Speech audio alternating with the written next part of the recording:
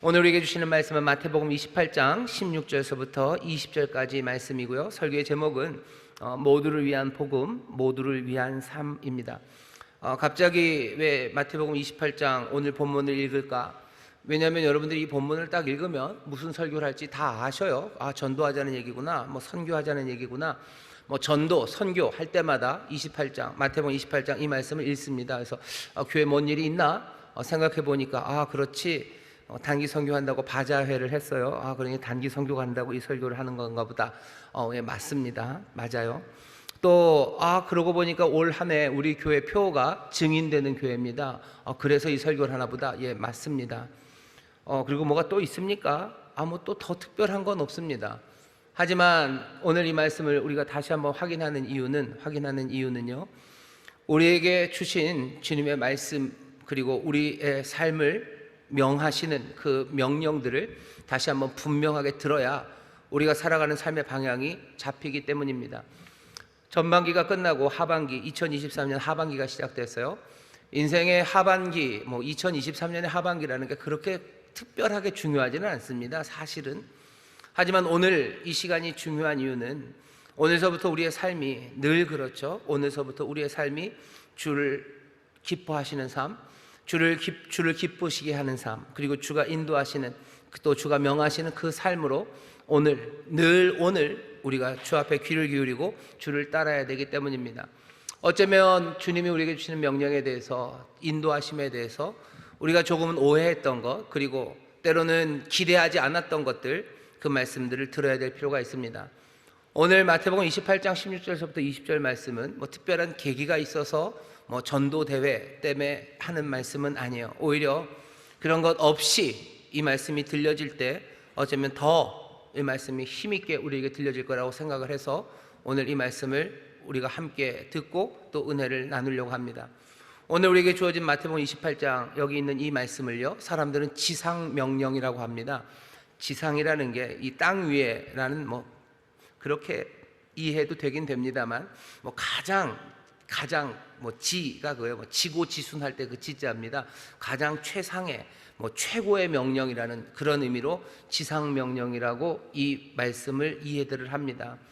오늘 이 말씀 보면 19절이요. 그러므로 너희는 가서 모든 족속으로 제자를 삼아라 라고요. 모든 족속으로 제자를 삼아라.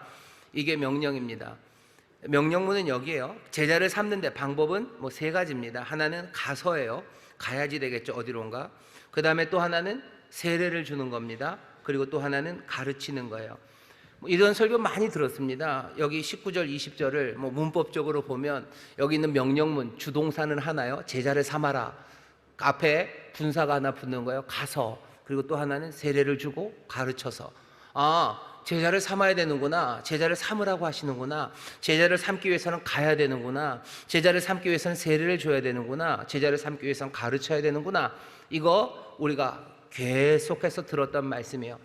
오늘도 똑같은 이야기 전할 겁니다. 여러분들 이 일 하셔야 돼요. 그리고 이 명령이 적어도 마태복음 안에서는 예수님께서 제자들에게 마지막으로 주시는 명령입니다. 마지막으로 주시는 명령은 뭐예요? 마지막은 늘 중요하죠. 마지막으로 주시는 명령은 제자를 삼으라는 명령이에요. 그런데 이 명령만 아니고요, 여러분들 마태복음 제일 앞으로 가보시면요, 예수님께서 처음 제자를 만나실 때가 있습니다. 시몬이라는 베드로, 그리고 그 형제 안드레를 만나요.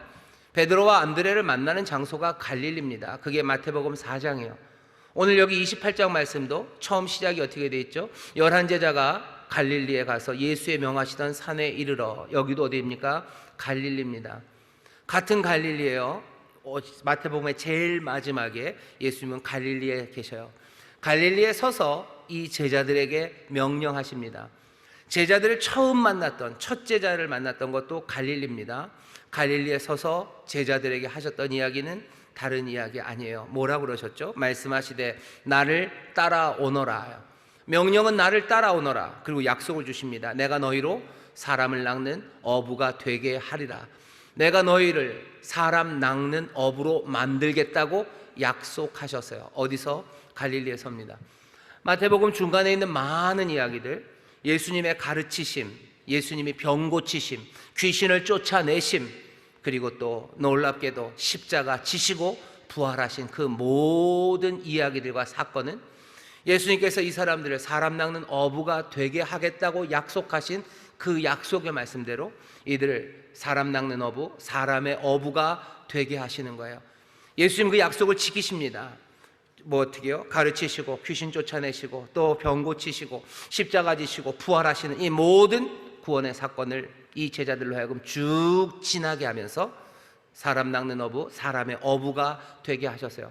약속을 이루셨죠. 그리고는 명령하시는 겁니다. 이제 너희들 가서 모든 족속으로 제자를 삼아라 라고 말씀하십니다. 그렇게 따지면 마태복음은 하나의 완결이에요. 하나의 완결이에요. 제자들을 부르시고 그리고 제자들에게 명령하십니다. 약속하신 바 그대로 그들을 사람의 어부가 되게 하시고 이제는 가서 모든 족속으로 제자를 삼으랍니다. 누가복음 5장에 보면 똑같은 사건이 기록되어 있는데 약간 느낌은 다릅니다. 많은 고기를 잡았어요. 많은 고기를 잡아서 너무 많이 잡아서 얼떨떨하고 조금 두려워하고 있는 베드로에게 또 예수님 말씀하시는 거죠. 처음 만나실 때입니다. 시몬에게 하시는 말씀이 무서워 말아라. 이제 후로는 내가 사람을 취하리라. 네가 사람을 취하리라고 얘기하셔요. 마태복음에서는 사람 낚는 어부, 누가복음에서는 사람을 취하리라 라고 처음을 얘기합니다. 왜 누가복음 말씀을 좀 갖다가 제가 여러분들에게 드리냐면요, 사람 낚는 어부라는 말 뉘앙스가 조금 묘합니다. 그죠? 낚는다는 게 그렇게 좋은 말은 아니에요. 그죠? 누구를 낚았다 그러면 예수님이 무슨 보이스피싱 알바들을 지금 모으시는 게 아니죠. 예수님이 낚는 거 가르친다는 얘기 하니까 여러분들 많이 당황하셨죠.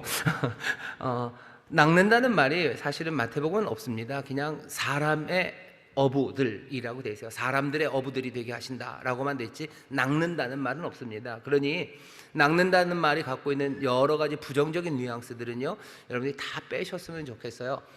전도하는데 그냥 사람을 낚는 거예요. 뭐가 됐든지 낚으면 되는 거죠. 미끼를 걸어서 낚는다. 뭐 그런 의미까지. 그래서 프라이팬을 입에다 걸어서 낚고 아니면 뭘 걸어서 낚고 사람을 낚는다. 그런 이야기는 아예 싹 빼셔요. 사람의 어부가 되게 하시는 거예요. 사람을 취하는 거예요. 누가복음식으로 누가복음 5장 10절에서 사람을 취한다 할 때는요, 사로잡는 겁니다. 생포한다는 뜻이에요. 잡는데 산채로 잡아요. 아니면 잡아서 살립니다. 살리기 위해서 잡아요. 그런 뜻이 있어요. 사람을 그렇게 취하는 거지 사람을 낚는 건 아닙니다. 뉘앙스 자체가 그래요. 그러니 여러분들 성경에 사람 낚는 어부라는 말이 있으니까 사람 낚는이라는 말을 쓰기는 써도 거기에 사실은 없는 말에 붙이는 여러 가지 부정적인 뉘앙스들은 다 지워 놓으시면 돼요. 이건 여담입니다. 괄호 안에 넣으시고 이제 본론으로 말씀드립니다. 마태복음 보면요, 예수님께서 우리에게 원하시는 바 그게 너무 분명해요.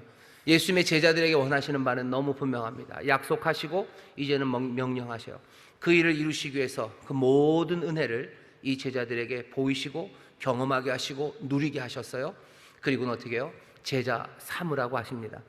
제자 삼는 방법은 아까도 말씀드렸어요. 세례를 주는 겁니다.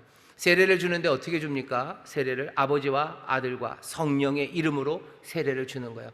아버지와 아들과 성령의 이름으로 세례를 준다는 건 그냥 붙잡아다가 아버지와 아들과 성령의 이름으로 세례를 주노라 라고 하라는 거, 그것만 아닙니다.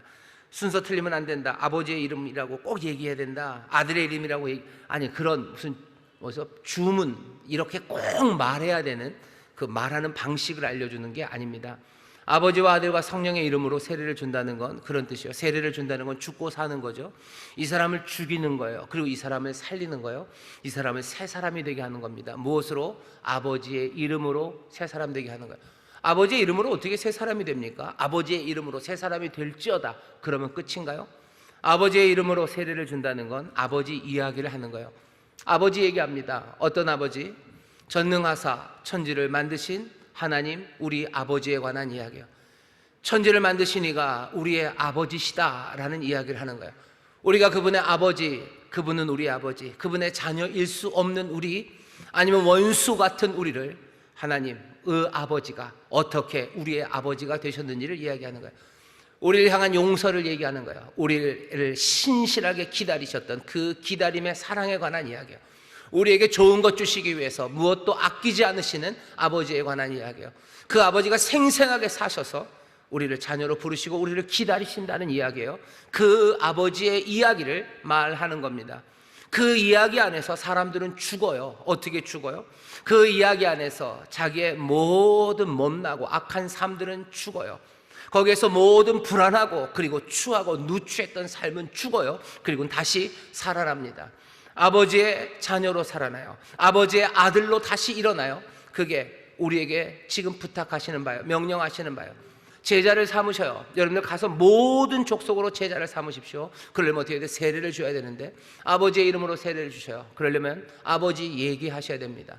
아버지 얘기하셔요. 아버지 얘기하셔요. 아들의 이름으로, 거기도 마찬가지예요. 아들 이야기하셔요. 이 아들에 대해서 얘기하셔요. 하나님의 독생자가 이 아들이 어떻게 말씀이 육신이 되어 이 땅에 오셨는지, 왜 오셨는지, 그분이 도대체 어디로 오셨는지, 그리고 그분이 어떻게 사셨는지, 어떻게 찢기셨는지, 어떻게 부활하셨는지 그 이야기하는 거예요. 그분이 뭐라고 약속하셨는지, 그분이 어떤 사랑으로 우리를 사랑하셨는지 그 사랑을 이야기하는 겁니다. 아들을 얘기하셔요. 그 안에서 사람들은 죽고 다시 삽니다. 그 아들이 내 죄를 용서하시기 위해서 피 흘리시고 죽으셨음을, 그 이야기를 들은 사람들은 내가 이제 더 이상 죄 때문에 죽어야 되는 내가 이제 새 삶을 얻었다는 감격으로 죄에 대하여 죽고 그리고 그 의에 대하여 다시 살아나는 사람들이 되는 겁니다. 세례를 준다는 건 그런 뜻이에요. 세례를 준다는 건 아버지의 이름으로 합니다. 아들의 이름으로 합니다. 그리고 성령의 이름으로 하는 거예요. 성령의 이름으로 보혜사가 우리와 함께 하셔요. 우리가 고아처럼 살아가는 사람들은 아니에요. 하나님의 영이, 그리스도의 영이 우리와 함께 동행하시고 우리의 한 걸음 한 걸음을 정말로 우리의 삶의 제대로 된 목적지를 향하여 갈 수 있도록 우리를 지키시고 우리를 때로는 책망하시는 이가 우리 가운데 있다는 거예요.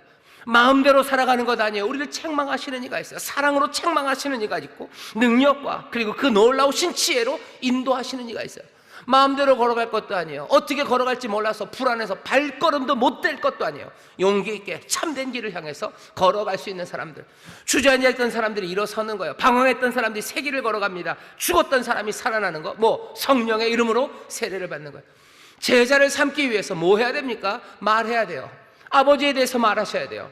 아들에 대해서 얘기하셔야 돼요. 그리고 성령에 대해서 이야기하셔야 돼요. 이건 말하려면 어떻게 합니까? 마태복음에 있었던 그 모든 사건들을 우리도 쭉 지나와야 돼요. 사람 낚는 어부되게 하신다고 하시고 이제 제자 삼으라고 명령하시는 이 중간 사이에 무슨 일이 있었어요? 예수님 우리를 가르치셨어요. 예수님 귀신 쫓아내시고 그리고 또 모든 질병을 고치시고 한 걸음 한 걸음 순종의 길을 온전히 걸어가셔서 십자가에서 죽으시고 부활하시는 그 놀라우신 구원의 역사를 이 제자들로 하여금 쭉 지나게 하신 거예요. 우리의 삶에 주가 가르치시는 가르치심으로 우리가 배우는 일들이, 그리고 주가 귀신을 쫓아내시고 병 고치시는 놀라우신 그 능력이, 그리고 십자가 그 아래서 감당할 수 없는 은혜 안에 우리를 끌어들이시고 우리를 씻기시고 부활의 생명으로 채우시는 그 놀라운 역사가 우리 안에 함께하고 그 일들을 쭉 지난 우리는 모든 족속을 제자 삼기 위해서 그들에게 아버지를 이야기합니다. 아들을 이야기합니다. 성령을 말합니다. 다시 말해서 복음을 말하기 시작하는 거예요. 복음을 말함으로 그 사람들 세례 주는 일, 그 일이 우리 가운데 이루어져야 하는 줄 믿습니다. 이루어져야 하는 줄 믿습니다. 아버지와 아들과 성령의 이름으로 세례를 주시는 거예요. 세례를 주셔요. 그리고 어떻게 합니까? 가르칩니다. 순종할 때까지 순종하도록 가르치는 거예요. 뭘? 예수님이 명하신 바를, 예수님이 명하신 바, 말씀하시고 명하신 바를 우리도 계속해서 가르칩니다. 그러니 세례를 주기 위해서도 아버지와 아들과 성령에 관해서 이야기해야 돼요. 예수님이 명령하신 바를 순종하기까지 가르치기 위해서 우리는 계속해서 예수님이 명하신 바를 말해야 됩니다. 이게 진리다, 이게 길이다, 이게 생명이다라고 계속 말해야 돼요. 오늘 이 본문 마태복음 28장 16절부터 20절까지 이 본문이 우리에게 알려주는 바는 하나입니다. 여러분들 말하셔요. 끊임없이 이야기하셔. 무슨 이야기?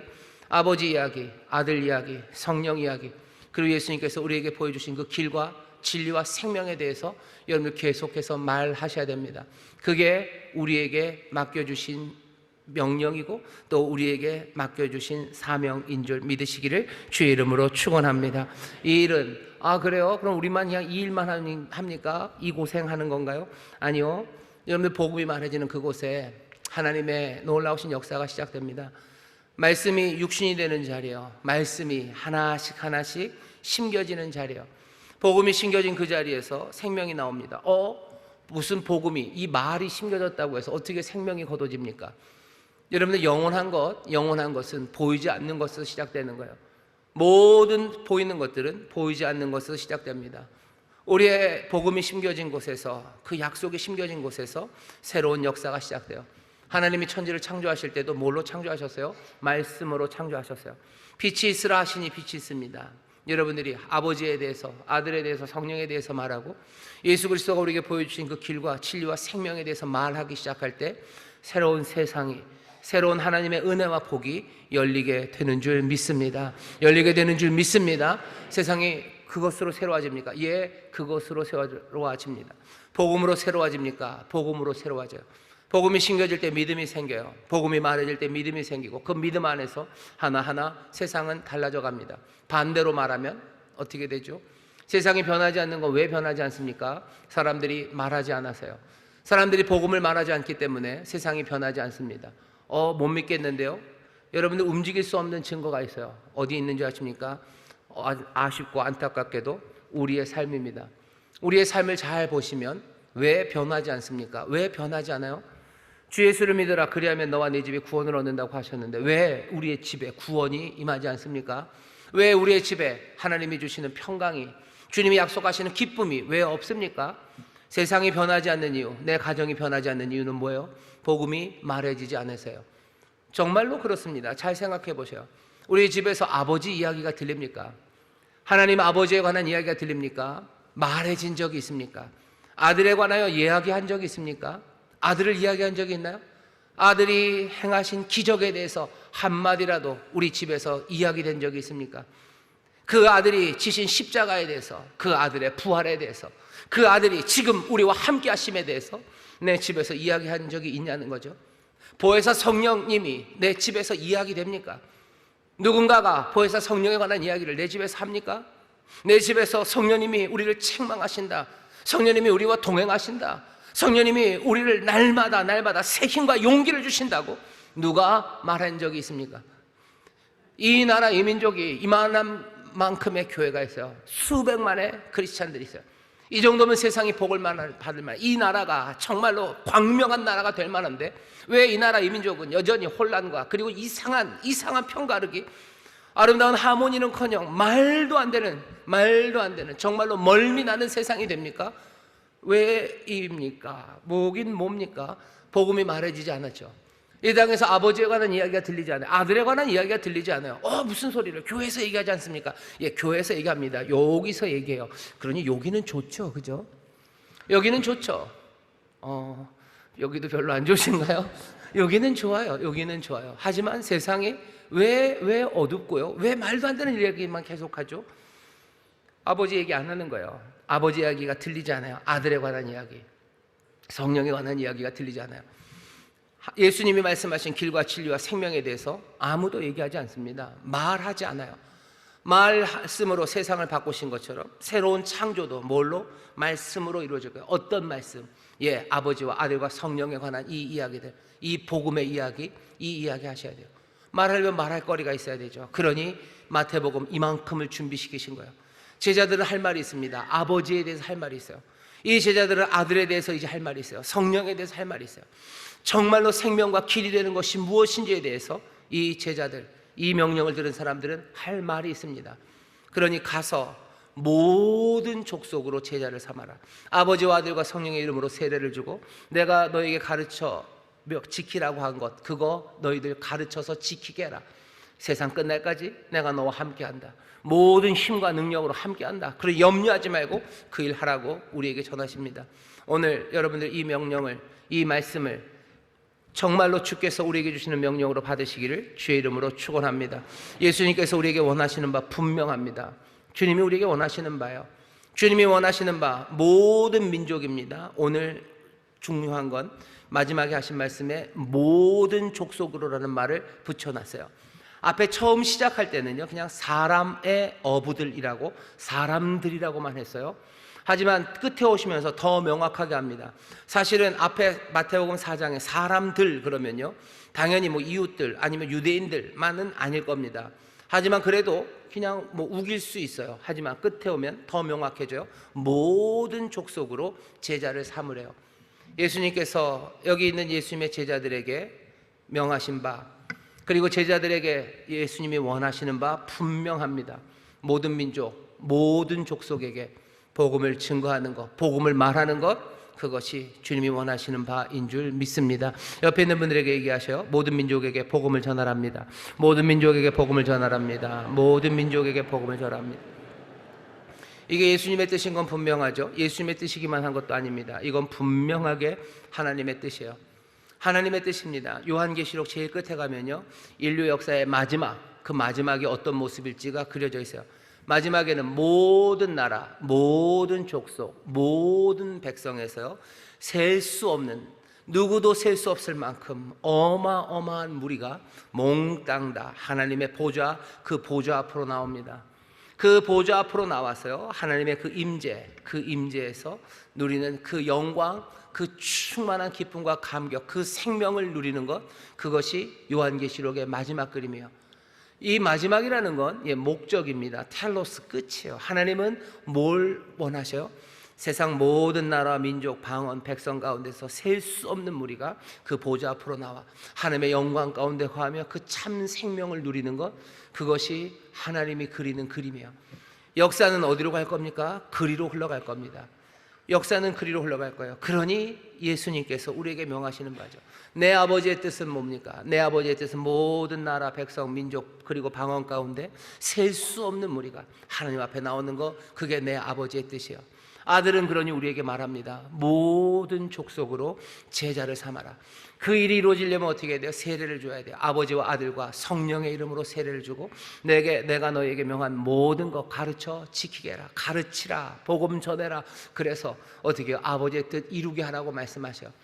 하나님 아버지의 뜻은 분명합니다. 그 뜻을 이루기 위해서 주께서 우리에게 주시는 명령도 분명합니다. 오늘 우리가 확인해야 되는 건 뭐예요? 이 아버지의 뜻과 우리 주님의 명령을 이제 내 삶의 목적으로, 이것이 내 삶의 방향으로 내가 붙잡는가 하는 것, 그것만이 남았습니다. 오늘 여기 있는 우리 사랑하는 인천수목의 모든 성도 여러분들, 이제껏 하나님 아버지의 뜻이 궁금하신 여러분들, 이제껏 주님께서 나에게 뭐라고 명령하시는지 그것에 귀 기울이기를 원하셨던 여러분들, 오늘 그 뜻과 그 명령이 분명하게 전해지니 여러분들 이 말씀을 여러분들의 삶의 목적으로 붙잡으시기를 주의 이름으로 축원합니다. 내 삶의 중심으로 잡으시기를 주의 이름으로 축원합니다. 이 얘기는 뭐예요? 여러분들 삶에 결단하셔요. 모든 족속으로 제자를 삼는 것, 그게 내 인생이, 이 땅에서 내 삶의 역사가 걸어가야 될 길이에요. 나는 이 역사적 사명, 이 역사적 사명에 나는 동참하는 사람이고, 나는 그것 안에서 내 삶의 모든 의미를 찾아내겠다고 다시 한번 결단하는 여러분 되시기를 주의 이름으로 축원합니다. 여러분 환영합니다. 여러분도 오늘 복된 날입니다. 왜? 내가 인생에 걸어가야 될 길에 대해서 오늘 듣고 있는 거예요. 마음이 안 뜨거워지시는 분들, 여러분들 성령의 도우심을 구하셔요. 오늘 우리는 인생에 대한 답을 지금 듣고 있어요. 내가 어떻게 살아야 됩니까? 이 땅의 역사는 어떻게 갑니까? 이 세상의 역사가 어떻게 가는지에 대해서 지금 그 비밀을 듣고 있는 거예요. 하나님은 지금 그렇게 뜻하십니다. 모든 나라, 모든 백성, 모든 족속과 방언 가운데 셀 수 없는 많은 무리들이 하나님의 보좌 앞에 나올 거예요. 그게 역사가 가는 방향입니다. 역사에 대해서 누가 왈가왈부할지는 몰라요. 하지만 하나님의 뜻은 분명하고, 주께서는 아버지의 그 뜻을 위해서 우리를, 모든 족속을 제자 삼는 그 일로 부르십니다. 나는 그 역사, 그 역사에 거칠 것 없는 그 행진에 나는 기쁨으로 동참하는 사람이에요. 나는 이제 갈 길을 압니다. 나는 끝을 알아요. 이 역사의 끝을 알아요. 그리고 나를 부르신 부르심을 압니다. 여러분들 이제 방황함 없이 이 길을 따라 살아가게 되시기를, 이 목적을 향해 걷게 되시기를 주의 이름으로 축원합니다. 몇 가지 확인할 게 있습니다. 먼저는 그래요? 그럼 이제 선교사 되는 건가요? 알려드릴게요. 여러분들 선교사 되실 필요 없습니다. 할렐루야죠. 여러분들 구별하실 게 있어요. 하나, 소명과 사명을 조금 구별하셨으면 좋겠습니다. 내가 모든 민족에게 복음을 전하기 위해서, 그러니까 믿지 않는 민족에게 다른 나라에 가서 복음을 전해야 됩니까? 하나님께서 그런 일을 위해서 부르시는 사람이 있어요. 소명을 주시는 사람이 있어요. 그건 불러내는 겁니다. 영어로는 소명이 calling이라고도 하고요, vocation이라고도 그래요. 말 그대로 콜링은 불러내는 거예요. 콜이죠. 불러내셔요. 아니면 보케이션 그러면요, 보카레 그래가지고 그것도 똑같이 라틴으로 불러내는 겁니다. 소명은 불러내시는 거예요. 선교사로 불러내셔요.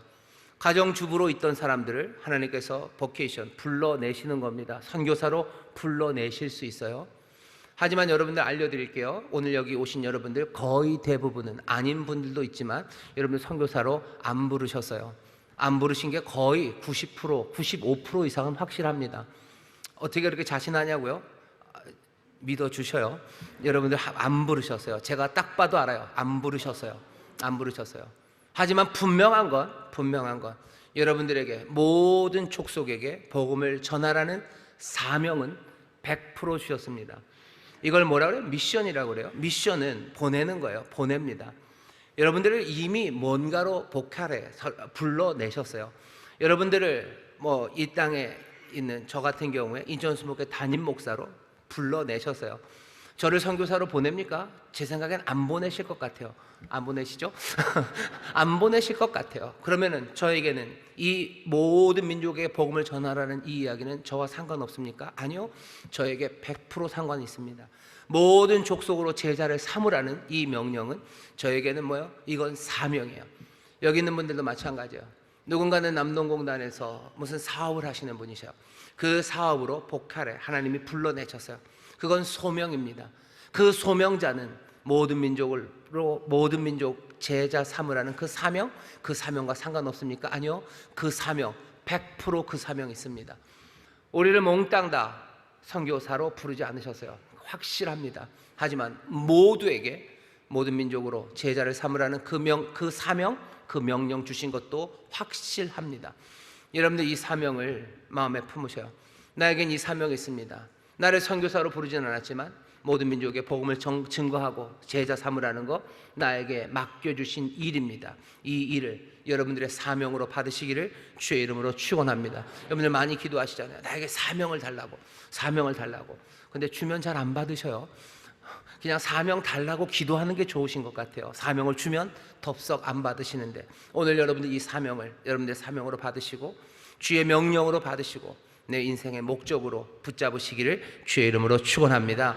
복음 증거하는 거예요. 어떻게 합니까? 그러면 어떻게 합니까? 이 사명 어떻게 합니까? 선교사로 안 가는데 어떻게 합니까? 알려드릴게요. 첫 번째, 여러분들 매일매일이 바뀌어져야 합니다. 매일매일이 어떻게 바뀌어져야 돼요? 제자들에게 명하신 바, 그래서 결국 나에게 명하신 바, 그리고 나에게 약속하신 것, 그것들 놓치지 마셔요. 사람 낚는 어부, 사람의 어부가 되게 하시겠다고 약속을 하셨어요. 그리고는 뭐예요? 모든 족속으로 제자를 삼으라고, 모든 나라, 모든 민족에게 복음을 전하라고 나에게 명령하신 것, 그것 잊으시면 안 됩니다. 마태복음 전체가 얘기하는 거예요. 하나님 아버지의 뜻이에요. 그리고 내 주님이 구체적으로 명령하신 명령이에요. 내 사명이에요. 내 인생의 목적이에요. 내가 알고 있는 역사의 끝이에요. 나는 그 역사 바깥에 있지 않아요. 난 그 역사 안에 흘러갈 겁니다. 역사에 그냥 둥둥둥둥 떠 시체처럼 가는 사람이 아니라 아주 기쁨으로 그 역사의 마지막을 향하여 달려가는 보람차고 의미 가득한 삶, 그 삶을 살아가는 사람들이에요. 역사는 그렇게 흘러갈 겁니다. 여러분들 그것에 대해서 명확하게 매일매일 확신이 있으셔야 돼요. 그거 생각해야 됩니다. 그거 생각해야 돼요. 어디서? 내 소명의 자리에서, 내 가정에서, 내 일터에서, 내 교회에서, 내 삶의 모든 영역에서 나는 이 사명을 잃지 말아야 됩니다. 잃지 말아야 돼요. 잊으면 안 됩니다. 잊지 마셔요. 인생의 목적을 잃어버리지 마셔요. 역사의 끝을 잃어버리지 마셔요. 역사를 모른다고 하지도 마셔요. 나를 부르신 부르심을 모른다고 하지 마셔요. 오늘 이 말씀이 여러분들 영혼에 새겨지길 원합니다. 나를 어디로 부르셨든지 우리에게 주신 분명한 사명이에요. 모든 족속에게 복음을 증거하는 것, 그 일을 내게 맡기셨어요. 나는 아버지를 말할 거야. 나는 아들을 말할 거야. 나는 성령을 말할 거야. 예수님의 그 길과 생명을 나는 말할 거야. 그들이 순종하며 살아갈 때까지, 그때까지입니다. 가르쳐 지키게 하다가 결과 가르쳐 지키기 하기 위해서 목적으로만 설명할 건 아니에요. 결과죠. 가르쳐서 그렇게 순종하게 만들 때까지 나는 이 말하고 가르치는 바를 멈추지 않을 것, 그것이 내 소명, 그것이 내 사명임을, 목적임을 끝까지 붙잡아 내시기를 주의 이름으로 축원합니다. 내 삶의 자리에서 나는 이거 절대 놓치시면 안 돼요. 두 번째 어떻게 하셔야 됩니까? 기도하셔요. 예수님이 우리에게 기도를 가르치시죠. 어떻게 기도합니까? 하늘에 계신 아버지여, 이름이 거룩히 여김을 받으시며 나라의 임하옵시며 뜻이 하늘에서 이룬 것처럼 땅에서도 이루어지이다. 아버지의 뜻이 땅에서 이루어지는 것, 아버지가 어떤 뜻을 가지셨는데요? 요한계시록에서 보지 않았습니까? 모든 나라, 백성, 민족, 방언 가운데서 셀 수 없는 무리들이 아버지의 그 보좌 앞에 나오는 거예요. 그 뜻이 하늘에서 이루어질 거예요. 하지만 이제 이 땅에서 이루어지기를, 이 땅의 모든 민족과 나라, 방언 가운데서 셀 수 없는 무리들이 하나님의 보좌 앞으로, 주 앞으로 나오게 되기를 뭐 하는 거예요? 기도합니다. 예수님이 그렇게 얘기하죠. 이렇게 기도해라. 너희들 매일매일 이렇게 기도해라. 우리의 기도가 그 의미가 좀 더 분명해지고요, 그리고 좀 더 간절해질 수 있습니다. 아버지의 뜻이 이루어지기 위해서 기도하십시오. 모든 민족이, 모든 나라에서 많은 사람들이 주 앞에 나오기를 여러분들 기도하셔요. 우리가 하는 기도들, 여러분들 예수님도 그렇게 추수할 때 됐다, 이제 더 많은 일꾼들 보내달라고 너 아버지께 기도해라. 여러분들 바울이 기도 부탁을 할 때가 있습니다. 에베소서 6장 19절 보면요, 바울이 기도를 부탁해요. 뭐라고 기도 부탁합니까? 나로 입을 벌려 복음의 비밀을 담대히 알리게 하기를, 내가 입을 열어서 복음의 비밀을 담대히 말하도록 나를 위해서 기도해 주라. 골로새서 4장에 보면요, 바울이 또 그렇게 얘기해요. 더 많은 사람에게 복음을 전할 전도의 문을 열어주기를, 전도의 문 열어달라고 기도해라. 여러분들의 기도를 돌아보셔요. 여러분들은 무슨 기도들 합니까? 우리의 기도들 보셔요. 우리의 매일의 기도를 살펴보셔요. 물론 하나님 앞에 우리를 도우시기를 기도해야 됩니다. 하나님 앞에서 무좀을 고쳐달라고 기도해야 돼요. 내 삶의 구석구석 하나님께서 모든 걸 살피십니다. 그거 기도하셔야 돼요. 그 기도 나쁘다는 건 아니에요. 끝까지 치료할 때까지 기도하시고 붙잡으시고 매달리셔요. 나쁘지 않습니다. 하지만 왜 주께서 하나님의 뜻이라고 알리시고 우리 주님께서 분명하게 명령하시고 내 인생의 목적과 내 삶, 이 역사의 꿈이 된 이 일에 대해서는 아무도 기도하지 않습니까? 아니, 여러분들 하실지도 몰라요. 하지만 다시 한번 확인하십시오. 우리 매일의 기도를 확인하셔요.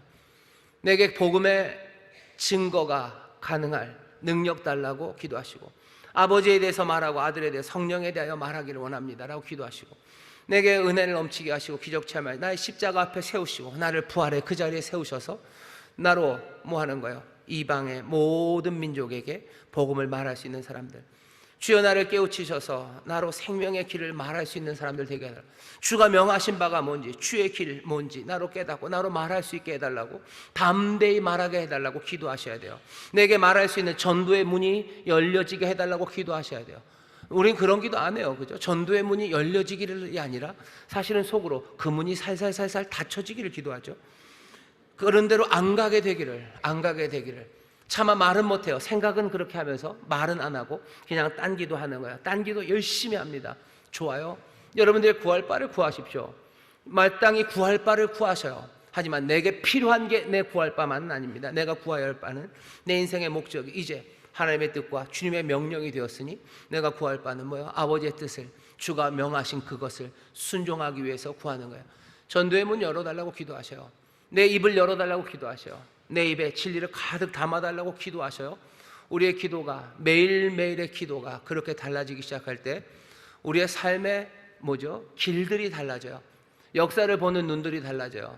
내 삶에 채우신 하나님의 은혜와 담대함, 그것이 달라져요. 하나님의 말씀들이 다시 읽혀요.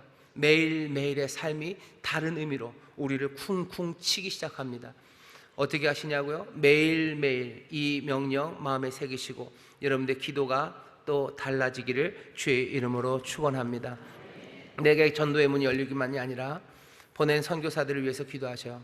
그분들이 말하게 하기를, 그분들이 전할 전도의 문들이 열려지기를 기도하셔요. 기도하십시오. 그리고 그런 기도 부탁하셔요. 그런 기도 부탁하셔요. 구역에서 기도 제목 나눌 때 남편이 아파요, 좋아요, 기도하셔요. 내 자녀가 이번에 시험 봐요, 좋아요, 기도하셔요. 열심히 기도하십시오. 하지만 우리 안에 있는 기도의 제목 가운데 내가 복음의 일에 입을 열기를 원합니다. 내가 전도의 문이 열려지길 위해서 기도해 주셔 라는 기도의 제목들, 그 기도의 제목들이 있어야 돼요. 전도의 문이 열려서 내가 말씀을 지난주에 전했는데 우리 옆집에 있는 영순이 엄마가 아슬아슬합니다. 아슬아슬합니다. 기도해 주셔요. 기도해 주셔요. 그 기도의 제목들이 나온 지가 아마득해요. 그리고 어쩌면 평생에 우리 교회가 이제 40년이 되어 가는데 어떤 40년 된 구역은 한 번도 그 기도의 제목이 나오지 않은 적도 있으면 안 됩니다만은 있을 수도 없습니다. 있어서는 안 되겠죠. 기도라는 게 우리에게 기도라는 이 귀한 선물을 주셨을 때는 정말로 생명을 구하고 궁극적이고 뭔가 전투적인 일에 쓰라고 이 무전기 같은 기도를 주셨는데, 이 기도가 그렇게 절박함 그리고 생명의 건짐을 위한 도구가 아니라 그냥 별것 아닌 일에 쓰여지는 그런 도구가 되어서는 안 됩니다. 기도라는 이 놀라우신 특권을, 이 특권을 하나님의 뜻, 아버지의 뜻, 그리고 우리 주님의 명령, 내 인생의 목적, 이 역사의 완성이라는 그 일을 위해서 모든 민족이 복음을 듣고 변화되는 그 일을 위해서 사용하기 시작하십시오. 기도가 달라지기 시작할 때 우리의 삶이 변화될 줄 믿습니다. 또 어떻게 해야 됩니까? 재물이 있는 곳에 내 마음이 있어요. 돈을 사용하는 방식, 하나님의 뜻과 내 주님의 명령, 그 명령을 내 인생의 목적으로 붙잡은 사람들은 돈을 쓰는 것도 달라질 겁니다. 하나님은 우리에게 분명히 부요함을 주셨어요. 그것으로 남들보다 더 많이, 이전보다 더 많이, 더 새롭게, 더 좋은 것, 더 자랑할 만한 것, 그런 걸로 우리에게 주신 건 아닙니다. 아버지의 뜻은 분명하고 주님의 명령 보여요. 역사의 끝이 보이고 내 인생의 목적이 보입니다. 그러면 내 삶의 모든 부요함은 그 일을 위해서 쓸 수 있습니다. 꼭 억만장자고 어마어마한 연봉을 받아야만 할 수 있는 건 아니에요. 알바생들도 어쩌면 정말로 어렵게 정말로 최저 시급 그 언저리에 있으신 분들도 모두 다 이 역할을 감당할 수 있습니다. 주께서 우리를 은혜로 부르셨어요. 은혜로 부르셨어요. 기쁨으로 참여하시고 함께 헌신해 나가야 됩니다. 또 어떻게 해야 됩니까? 하나님께서 우리에게 놀랍게도 은혜를 주시는데 데려오시는 분들이 있어요. 모든 민족으로 우리가 선교사로 나갈 수는 없어요. 하지만 우리 소명의 자리에서 이 사명 감당하도록 하나님 우리에게 데려오신 수십만의 학생들과 또 수십만의 근로자들이 있습니다. 이슬람 사원을 대구에다 짓는 것 때문에 한참 문제가 많았죠. 그것이 반증하는 바는 뭡니까? 이슬람이 그만큼 많이 가까이 들어왔다는 겁니다. 우리 가까이 불러오셨어요. 그게 무슨 산업에 아니면 노동자들 일하시는 분들의 일을 빼앗고 이런 정치적인 이야기들을 떠나서 그냥 복음을 전할 수 있는 기회가 우리에게 온 것은 분명합니다. 하나님이 데려오신 분들이 있어요. 그분들에게 여러분들 복음을 전하셔. 하나님 아버지에 대해서, 아들에 대해서, 성령에 대해서 말하셔. 생명의 길에 대해서 얘기하셔. 받은 은혜 그것 말하기 시작하셔. 왜 아무 일도 안 일어납니까? 말하지 않았기 때문이요. 말하지 않았기 때문이요. 때를 얻든지 얻지 못하든지 전도의 문이 열리길 위해서 기도하셔. 내 삶의 자리에서. 외국인 만나시는 분들 많으실 겁니다. 난 별로 안 만나는데요. 그러면 할 수 없어요. 그러면 만날 기회를 달라고 기도하시고, 그렇게 만나는 사람들을 위해서 기도하시고, 또 내가 할 수 있는 한 이 사명 감당하기 위해서 몸부림치면 되시고, 하나님께서 가까이 오게 하시고 만나게 하는 많은 사람들이 있습니다. 여러 기업에서 만나는 외국 사람들이 있어요. 국제기구에서 일하는 분들 계셔요. 하다못해 인하대 대학가 식당에서 일하시는 분들 계셔요. 거기 외국 학생들 많습니다. 남동공단에서 일하시는 분들 많아요. 거기 외국인 근로자들 많이 와 있어요. 그 사람들에게 어떻게 합니까? 하나님이 불러오신 분들이에요. 거기에 내가 정말로 아버지의 이야기를, 내 주님의 이야기를, 성령님의 이야기를, 그 생명의 길을 내가 말하기 시작해야 됩니다. 기도하셔요. 전도의 문을 열어달라고 기도하셔. 그분들 세례 줄 걸 기대하셔. 무슨 갈비탕으로 세례 주는 것 아니에요. 무슨 선물로 세례 주는 것 아니에요. 아버지와 아들과 성령의 이름으로 세례를 주고 예수님이 우리에게 명한 모든 것들을 지킬 때까지 가르치는 것, 그 말해 나가는 것, 그것이 우리가 정말로 받은 소명, 우리 인생의 목적을 온전하게 이루며 살아가는 길입니다. 끊임없이 이야기하셔요. 왜? 그들의 영원한 삶이 담겨있기 때문이요. 영원한 게 담겨있으니 우리도 영원히 말해야 됩니다. 끊임없이 말할 겁니다. 됩니까? 성령님 우리를 공급해 주셔요. 그리고 주께서 그 모든 권세와 능력으로 우리를 도우셔 말할 수 있게 하십니까? 예, 말할 수 있게 하십니다. 여러분들 이 명령에 순종하며 나가십시오. 이 일은 여기 우리에게서만 끝날 건 아니에요. 우리가 이렇게 증거하기 시작할 때 우리의 자녀들이 하나님의 은혜 안에서 이 영원한 부르심으로 들어오게 됩니다. 부모들이 하나님의 뜻 그리고 예수 그리스도의 명령, 그 명령을 가벼이 여기는데 어떤 자녀가 우리의 신앙을 존중합니까? 우리의 자녀들이 우리의 신앙을 가볍게 여기는 것은 우리가 하나님의 뜻, 예수 그리스도의 명령을 가볍게 여기기 때문이에요. 그러니 그냥 우스운 거죠. 예수님 믿는 기독교인인 부모가 그냥 가여울 뿐이고 불쌍할 뿐이고 우스울 뿐이지, 더 이상 자녀들은 예수 믿는 부모들을 존중하고 무겁게 여기지 않는 것. 왜요? 하나님의 뜻과 주님의 명령을 우리가 가볍게 여기기 때문입니다. 하나님의 뜻을 이루겠다는 열정도, 의욕도, 그리고 비전도 우리에게 보여지지 않아요. 우리는 오히려 모든 민족에게 복음을 증거하고 모든 민족에게 말씀을 전하는 그 일보다는 뭐를 더 추구합니까? 그냥 애들한테 좋은 대학 가라고, 좋은 직장 가고, 안정된 삶 살아가라고 그 이야기들만 해냅니다. 그러니 아이들은 뭐 아무것도 아닌 것 같은 거예요. 부모 세대는 아무것도 아니에요. 저게 뭔가 싶은 거죠. 말씀을 전하면 모욕과 수치를 당한다고 생각해요. 근데 우리는 모욕과 수치를 당한 적은 없어요. 모욕과 수치를 당할까 봐 두려워한 적은 많아요. 우리가 모욕과 수치를 당한 적이 없기 때문에 용서가 뭔지, 그 가운데서 누리는 기쁨이 뭔지 그것도 모릅니다. 용서와 기쁨은 우리에게 더 이상 현실은 아니에요. 말씀이 육신이 되지 않기 때문입니다. 우리가 하나님의 뜻 그리고 예수 그리스도 우리 주님의 분명하신 명령, 이 역사의 그 완성의 시간 그리고 내 인생의 목적, 이 모든 것들에 대해서 말씀을 들었어요. 이 말씀을 듣고서 내가 영접하고서 내가 오늘 나를 선교사로 소명을 주진 않았어도 이것이 내 인생의 사명이라고 생각하며 몸부림치고 기도하고 내가 하나하나 순종하기 위해서 입을 열기 시작했을 때, 그때 하나님의 역사로 열매가 맺어지든 아니면 그때 내가 수치를 당하던, 이게 무슨 일이 되든 하나님의 놀라우신 은혜의 역사는 그때부터 시작이 됩니다. 말씀은 그냥 생생한 진리가 돼서 우리의 영혼에 심어져요. 그 말씀에 순종하는 그 순종 하나는 정말로 놀라우신 능력이 되어 움직이기 시작합니다. 하나님의 말씀은 우리의 심령과 골수를 찔러 쪼갠데요, 말씀에 순종하는 우리 부모님들의 삶이 우리의 자녀들의 심령과 골수를 찔러 쪼갭니다. 그러면서 고치고 살아나게 하는 거예요. 우리 안에 왜 이 움직임이 없습니까? 우리의 입이 열리지 않아서 그래요.